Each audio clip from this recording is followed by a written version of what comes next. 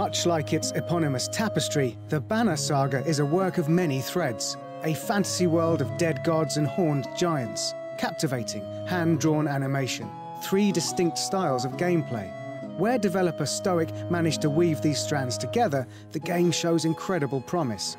A small game with big dreams, the Banner Saga hints at greatness, but does it deliver?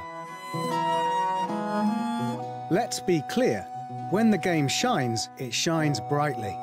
Iconic artwork depicts the Nordic landscape beautifully, but it does so in narrow strokes, with far too few art assets on display. Conversation trees, tactical turn-based combat, and caravan management sequences jostle for your attention. All 3 are functional and sometimes innovative, but they mesh awkwardly. The dialogue is engaging, but there are maybe a half-dozen lines of voice acting in a game that needed hundreds. Furthermore, choices you make in conversations don't play well with a linear storyline, and looking back, it's clear that very few of the plot's details were affected by your decisions.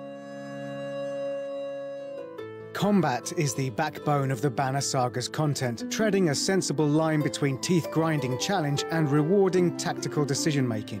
You take control of up to 6 heroes in a turn-based system. Twin health bars of armor and attack-boosting strength make for innovative combat, backed up by various special abilities.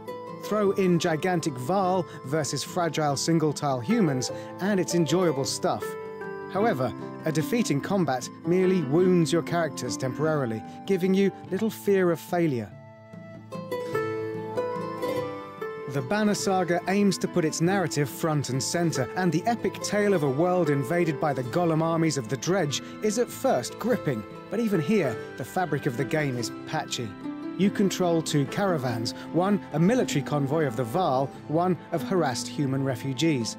However, the eventually revealed link between the 2 falls flat, a boring fantasy cliché, and jumping from your trained Varl warriors to feeble clansmen does nothing but frustrate. The game's map is covered with enticing place names, Vedrufell and Icefall, but they're just that, names on the map, dry paragraphs of text describing places you can't visit. Stoic attempt to infuse their world with emotional weight. A wrong conversational choice can cause the sudden death of a character, but with no voice acting or dedicated art to tell the story of these deaths, they're abrupt and hollow. Despite clearly being the primary emotional crowbar of the game's story, our party's mortality failed to move us. The overworld segments too try to tug heartstrings. As your caravans travel, they consume supplies, run out, and followers start to die.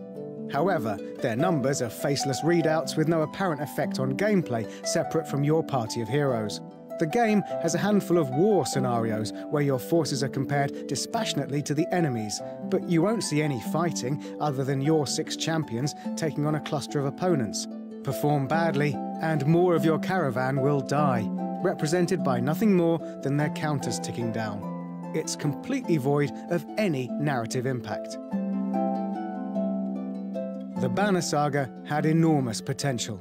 Stunning art, somber voice acting, a tactical RPG with a semblance of permadeath. These should have added up to a wonderful game.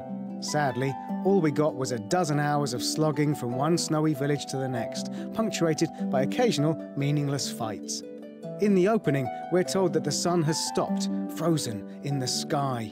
This sounds like the sort of event that would have people rioting in the streets, but in the game, it's only mentioned a handful of times, always with disinterest. Perhaps it was simply easier for Stoic to freeze the sun than invest in painting nighttime backdrops. Whatever the reason, it's just another occasion where the tapestry of this lackluster RPG frays, and its overstretched Kickstarter funding shines through.